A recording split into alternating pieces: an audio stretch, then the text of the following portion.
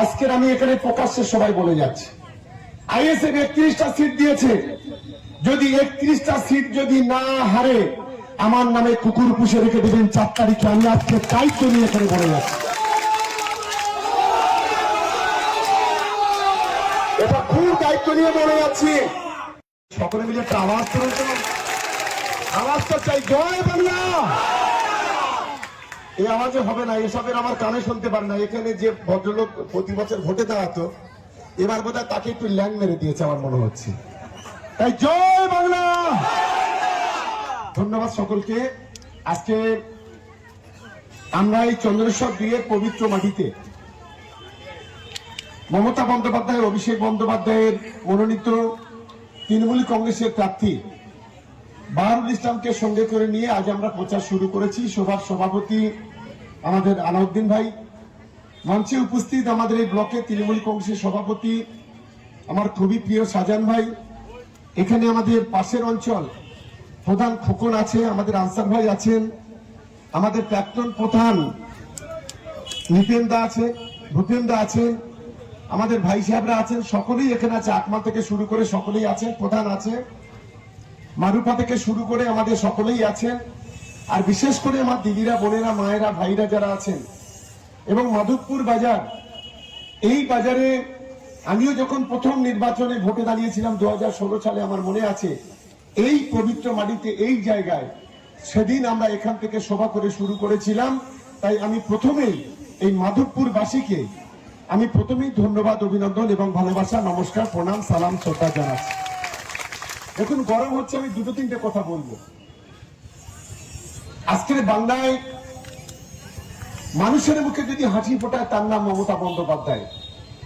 জন্ম থেকে মৃত্যু পর্যন্ত যদি মানুষের পাশে থাকে তার নাম মমতা বন্দ্যোপাধ্যায়। এসআইআর নিয়ে যদি সুপ্রিম কোর্টে সারা ভারতবর্ষের মধ্যে একটা নজির তৈরি করে থাকে, নিজে গ্রাউন্ড করে সুপ্রিম কোর্টের প্রধান বিচারপতির সামনে বাংলার 62 লক্ষ মানুষের জন্য যদি কেউ লড়াই করে থাকে তার নাম মমতা বন্দ্যোপাধ্যায়। সবাই মিলে একটা করতালি দেওয়ার জন্য আমি অনুরোধ করব।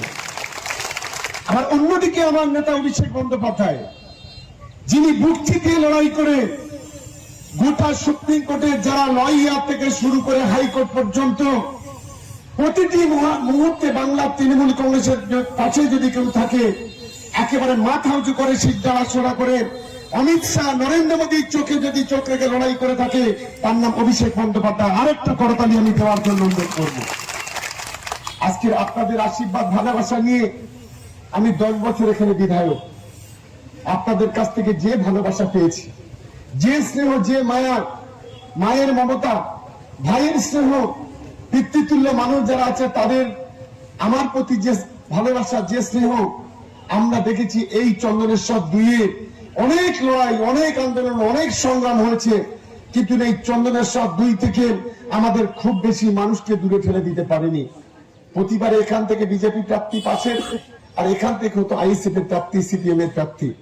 আজকে মনে করি আপনারা বিগত দিনে লোকাল প্রার্থী হলে আপনারা তাকে ভোট দেন, এটা নিশ্চিতভাবে ছোটখাটো একটা আবেগ থাকে।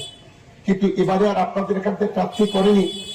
যাকে প্রার্থী করেছে আপনারা জানেন, যার সম্পর্কে, যার জন্য আজকে তৃণমূল কংগ্রেসটা ছোট হয়ে গিয়েছিল ভাঙনে, যে অন্তত 5 বার জেল খেটেছে, পার্টি যাকে 3 বার বহিষ্কার করেছে, যে কলেজের ম্যাডামকে জগ ছুড়ে মেরেছে, গোটা ভাঙড় জুড়ে তোলাবাজি মোস্তানি করেছিল, দল তাকে তাড়িয়ে দিয়েছিল।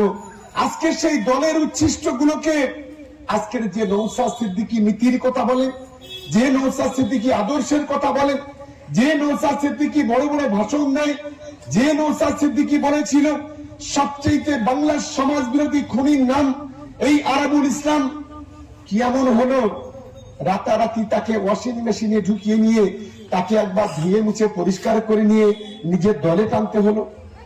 আমাদের ছেলেরা যারা হোয়াটসঅ্যাপ, ফেসবুক দেখে, সাংবাদিকরা গত 2-3 মাস আগে প্রশ্ন করেছিল, বলেছিল যে আরাবুলকে কি আপনারা দলে নেবেন? নওশাদ বলেছে না না না, ওসব নোংরা জিনিস আমরা দলে নিই না। আজ আমি নওশাদকে প্রশ্ন করতে চাই, কিসের ভিত্তিতে, কত কোটি টাকার বিনিময়ে আজকে তাকে দলে নিলেন? আপনার কি নীতি আদর্শ বলে কিছু আছে? আসলে এরা হচ্ছে যে ধর্ম ব্যবসায়ী, এরা পয়সার জন্য সবকিছু করতে পারে। এরা হিন্দু, সবচেয়ে এদের প্রধান লক্ষ্য হলো একদিকে যেমন বিজেপি বলছে হিন্দুরা এক হও, আর একদিকে আব্বাস নওশাদের মতো লোকেরা বলছে মুসলমানরা এক হও। তার মানে হিন্দু মুসলমানের দাঙ্গা করো, জাতপাতের দাঙ্গা করো, আর এখান থেকে তার রক্তের হোলি খেলা, তার ফায়দা আমরা নেব, এই মানসিকতা নিয়ে কিন্তু আজকে ওরা লড়াই করছে। আমি তো এই চন্দ্রেশ্বর দুয়ে আমার সর্বস্তরের সহকর্মী, সহযোদ্ধা, আমার তৃণমূল কংগ্রেসের কর্মীরা, মা বোনদের কাছে অনুরোধ করব, আমরা গত লোকসভা নির্বাচনে এই বিধানসভা থেকে 1,66,244 ভোটে লিড পেয়েছি। আগামী দিনে এক ভোট হলেও আমাদের এই বিধানসভা থেকে বাড়াতে হবে, অর্থাৎ 1,66,245 হোক আর 1,70,000 হোক, 80,000 হোক, সেই শপথ আমাদের নিতে হবে। আমি নিশ্চিতভাবে মনে করি যে আমার ক্যানিং পূর্বের মানুষ, আমরা একটা পরিবার, আমাদের ছেলেরা ওরা জানে না ক্যানিং পূর্বে হচ্ছে তৃণমূল কংগ্রেসের কর্মীরা বাঘের বাচ্চা, ও বাঘের টেরায় পা দিয়েছে, ওকে মনে রাখতে হবে। ও নৌসাদ এখানে বাঁচাতে পারবে না, ভোটে জেতাতে পারবে না, ওর মনে রাখা উচিত। ও নৌসাদ এখানে যত টুপি মাথায় দিয়ে মিথ্যে কথা বলুক, ক্যানিং পূর্বের মানুষ জানে ও একটা ধর্মের কালোবাজারি ধর্মের দালাল।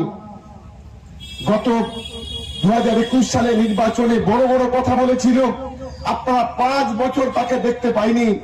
এই চন্দনেশ্বরে মানুষ 50% ভোট দিয়েছিল, একটা রাস্তা করেনি, পানীয় জল করেনি, বিদ্যুৎ করেনি। আরে একান্ত দূরের কথা, গোটা ভাঙড়ে গত 5 বছরে কোনো কাজ ওখানে করেনি। একেবারে অনুন্নয়ন, আমার পাশে খোকন বসে আছে, যেটুকু করেছি গত 2.5 বছর ধরে মমতা বন্দ্যোপাধ্যায়, অভিষেক বন্দ্যোপাধ্যায়ের অনুপ্রেরণায় আমরা ওখানে করেছি। আমি তাই বলি, কটা সিট দিয়েছে সারা বাংলায়? 31টা। আজকের আমি এখানে প্রকাশ্যে সবাই বলে যাচ্ছি, আইএসএফ 31টা সিট দিয়েছে। যদি 31টা সিট যদি না হারে, আমার নামে কুকুর পুষে রেখে দেবেন 4 তারিখে। আমি আজকে দায়িত্ব নিয়ে এখানে বলে যাচ্ছি, এটা খুব দায়িত্ব নিয়ে বলে যাচ্ছি। আপনাদের আশীর্বাদ, আপনাদের ভালোবাসা, আপনাদের দোয়া, আপনাদের স্নেহ, আপনাদের মায়া মমতা যদি আমার থাকে, আমার উপরে থাকে, ভাঙড় বিধানসভা তৃণমূল কংগ্রেস জিতবে, আটকাতে পারবে না, আটকাতে পারবে না। আর ক্যানিং পূর্ব বাহারুলকে আমাদের টার্গেট হচ্ছে একটাই, লোকসভা যে ভোট, সেই ভোটে আমাদের জেতাতে হবে। গোটা ক্যানিং টুতে আমি আজকের এখানে বলে যাচ্ছি, আমি প্রত্যেকটা নির্বাচনের আগে বলি, ক্যানিং টুতে 7টা অঞ্চল আছে। 7টা অঞ্চল থেকে যদি 90 থেকে 1 লক্ষ ভোটে লিড না দিতে পারি, আর আপনাদের কাছে কোনোদিন ভাঙড়াকে ভোট চাইতে আমি আসবো না। এটা শুধু ক্যানিং দিয়ে বললাম। ভাঙড়ের 6টা অঞ্চল, গতকালকে সাকসারে মিছিল হয়েছে, আপনারা জানেন। একটা অঞ্চল থেকে 10 থেকে 12,000 মানুষের জমায়েত, মানুষের স্বতঃস্ফূর্ততা। চন্দনেশ্বরে কেন আমাদের একজন মহিলাকে ধাক্কা মারা হলো? কেন সাজান ভাইয়ের গাড়িতে লাঠি মারা হলো? কি কারণে? মুস্তানি এটা কি ভাঙড় পেয়েছেন? দীর্ঘদিন ধরে তৃণমূল কংগ্রেসকে বিক্রি করে, তৃণমূল কংগ্রেসকে খেয়ে, তৃণমূল কংগ্রেসকে লুটে পুটে করে একটা মোটর সাইকেল থেকে 4 গাড়ি, এক একটা গাড়ি, ফরচুনার থেকে শুরু করে বিভিন্ন কোয়ালিটির গাড়ি, নিউ টাউনে একটার পর একটা ফ্ল্যাট, পেট্রোল পাম্প, ওখানে নার্সিং হোম থেকে শুরু করে ঘটকপুকুর থেকে আপনি পলিঘাট পর্যন্ত যাবেন, রাস্তার 2 ধারে 100 বিঘে জমি কেনা, ঘটকপুকুরের মতো জায়গায়, সেখানে বিল্ডিং থেকে শুরু করে আসবাব। কোথায় পেয়েছেন এত টাকা? এই টাকা কি সাদা টাকা না কালো টাকা? লজ্জা করে না? আজকে বড় বড় কথা বলেন। আমি তাই আপনাদের কাছে অনুরোধ করব যে আপনাদের দায়িত্ব নিতে হবে। ক্যানিং পূর্ব, এই মাটিতে আমরা জন্মেছি, এটা আমরা এই মাটির সন্তান, এই জেলার সন্তান, আমরা এই জেলার ভূমিপুত্র। তাই যদি গোটা দক্ষিণ 24 পরগনায় আমরা গতবারে 31টার মধ্যে 30টা সিট জিতেছিলাম, এবারে আমার নেতা অভিষেক বন্দ্যোপাধ্যায় ডাক দিয়েছেন 31 আমাদের করতে হবে। এটাই হচ্ছে আমাদের শপথ, এটাই হচ্ছে আমাদের লক্ষ্য, এটাই হচ্ছে আমাদের মানসিকতা নিয়ে এগোতে হবে। কেন পারবো না? 2024 যখন নির্বাচন আমরা করেছি, তখন আমার মা বোনেদের লক্ষ্মীর ভান্ডার 1000 টাকা থেকে 1500 টাকা হয়নি। তখন আমাদের মা বোনেদের 1200 টাকা লক্ষ্মীর ভান্ডার 1700 টাকা হয়নি। যখন আমরা 2024 লোকসভা নির্বাচন করেছি, তখন বাংলার 1 কোটি যুবক যুবতী যাদের 21 থেকে 40 বছর বয়স, তার যুব সাথীর 1500 টাকা করে পায়নি। যখন আমরা 24 সালে নির্বাচন করেছি, যখন যারা কৃষক, ভূমিহীন কৃষক, তারা কৃষক বন্ধু 4000 টাকা পায়নি, যখন আমরা নির্বাচন করেছি, যখন 2024 সালে আমরা যখন নির্বাচন করেছি, তখন এই দক্ষিণ 24 পরগনা বা কেন গোটা বাংলায় তখন আমাদের এই যে আজকে ভাঙড় ক্যানিং পূর্ব বিধানসভাতে প্রায় 56,000 ঘর, এই 56,000 ঘরের টাকা 1,20,000 টাকা, কেউ 60,000 টাকা তখন কেউ পায়নি। তাই সময় বদলেছে, ওদের 1,66,000 নয়, টার্গেট এখন 1,66,000 থেকে 2 লক্ষ ভোটের মধ্যে ওদের জিতিয়ে ইতিহাস তৈরি করতে হবে ক্যানিং পূর্বে। এটাই হচ্ছে আমাদের লক্ষ্য, এটাই হচ্ছে আমাদের শপথ। তাই বাহারুল আমাদের ছোট ভাইয়ের মতো, আমি অনুরোধ করবো দলের প্রার্থী, জোড়া ফুলের প্রার্থী, এই জোড়া ফুলকে আমাদের সম্মান দিতে হবে। আর আমাদের নেতা দিদি মমতা বন্দ্যোপাধ্যায় এবং আমাদের অভিষেক বন্দ্যোপাধ্যায় আজকে যেভাবে লড়াই করছে বাংলার মানুষের জন্য, সেই বিষয়গুলো মানুষের কাছে নিয়ে যেতে হবে। এবং আমি মনে করি দিদি ইতিমধ্যে বলেছেন, আপনারা জানেন আমাদের যে ম্যানিফেস্টো তৈরি হয়েছে, সেই ম্যানিফেস্টো আগামী দিনে ঘরে ঘরে চিকিৎসার ব্যবস্থা আমাদের সরকার করবে, ইতিমধ্যে ঘোষণা করেছেন। তাই আমি সকলকে অনুরোধ করি, বক্তব্য দীর্ঘায়িত করব না, আজ থেকে ফিরে গিয়ে প্রত্যেকটা বুথ সভাপতি, প্রত্যেকটা পঞ্চায়েতের মেম্বার, যুব তৃণমূল কংগ্রেসের যারা নেতৃত্ব আছেন, সভাপতি, সেক্রেটারি, মহিলা তৃণমূল কংগ্রেসের যারা আছেন, আমার অনুরোধ আজ সন্ধ্যা থেকে প্রত্যেকটা বুথে বুথে ক্যাম্পেইন চলবে, মানুষের কাছে আমাদের পৌঁছাতে হবে।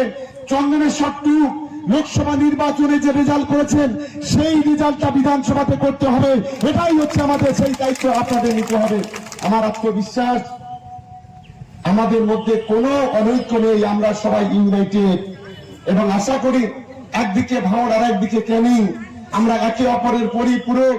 আমরা নিশ্চিতভাবে সবাই মিলে কাঁধে কাঁধ মিলিয়ে হাতে হাত ধরে আমরা লড়াই করব এবং আমরা শেষ হাসিটা আমাদের প্রার্থীকে হাসাবো, তৃণমূল কংগ্রেসকে জয়ী করব, এই আশা রেখে সকলকে ধন্যবাদ জানিয়ে, দলের পক্ষ থেকে অভিনন্দন, ভালোবাসা জানিয়ে আমার বক্তব্য আমি শেষ করছি। জয় হিন্দ, বন্দে মাতরম, তৃণমূল কংগ্রেস জিন্দাবাদ, মমতা বন্দ্যোপাধ্যায় জিন্দাবাদ। একবার সবাই মিলে গলা তুলে বলুন, জয় বাংলা।